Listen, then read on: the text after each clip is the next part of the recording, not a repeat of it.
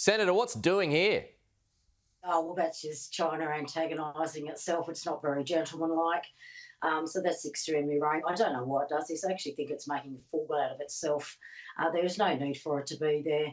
For our biggest trading partner to behave in that sort of way, and this is not the first time, they really should be ashamed of themselves, the CCP. There's no doubt about that. You know what really bothers me more than anything, though, is that 6 or 7 times now we have tried to get an inquiry up in that Senate on China. So the PM can come out and act tough and do whatever he wants, but he does not want to talk about this sort of stuff that's going on. I want an open and transparent inquiry into China. What is stopping the Liberal and the Labor Party from doing that? Good luck in the next election, because I can tell you now, Pete, on the ground out there, I reckon every second or third person wants to talk to me about China.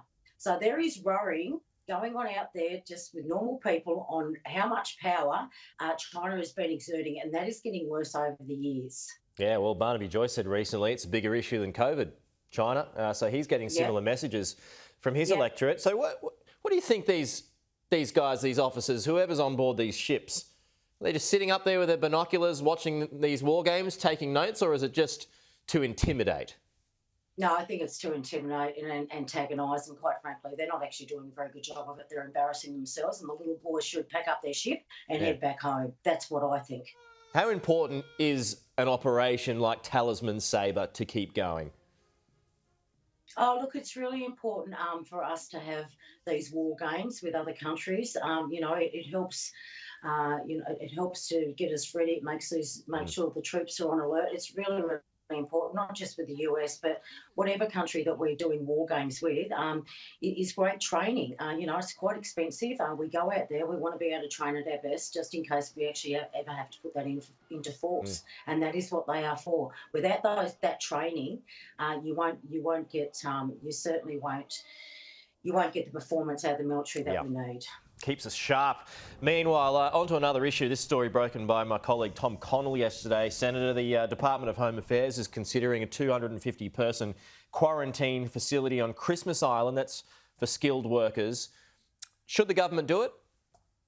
I find it bizarre, because I thought it had full capacity of over 2,000 people if it wants it. Is that a health recommendation that it can only have 250? How many, and there's still thousands of Australians that need to come home. Does that mean that we can combine both of them? I'm really not sure. We're still in discussion of where we're going to put these quarantine centres, and we're certainly nearly 18 months into COVID.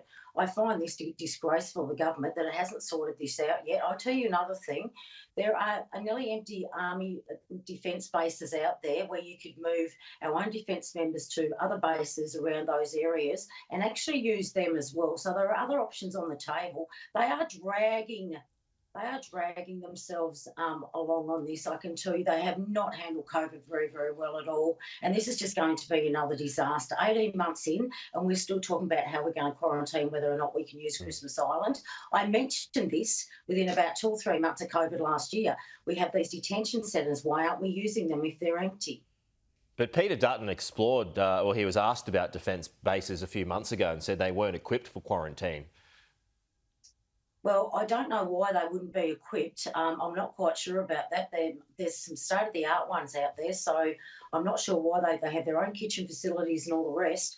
I don't know where Peter Dutton's getting that advice from, but unless it's got something to do with the air conditioning in them, I can't see really what the problem is. But, I'm obviously not a health practitioner, but unless it's got something to do with the heating systems in those barracks, I just think that would be the best place for them. What about cruise ships as a left field option? Oh, we're going back to cruise ships. That was not very successful. As a matter of fact, it scares the hell out of us Northwest Tasmanians, mate. We're the first ones going to lockdown, remember, because of those damn cruise ships. I don't know. I think it comes down to, the air conditioning and the systems in them and stuff like that, whether that's I don't know. I think the more air you can leave these people and so they're not cramped in with each other, I think the better success that we're going to have in the long run. So I think that's why these detention centres, where there's plenty of room to move, where you're not stuck in a tin can with each other. Yeah, I'm not sure that's an option, but it's certainly not something that I have the knowledge on with those cruise ships. Yeah, I'm not sure I'd be exploring that option either with cruise ships and its history relating to COVID. Jacqui, good to chat. Talk to you soon. Good on you, mate.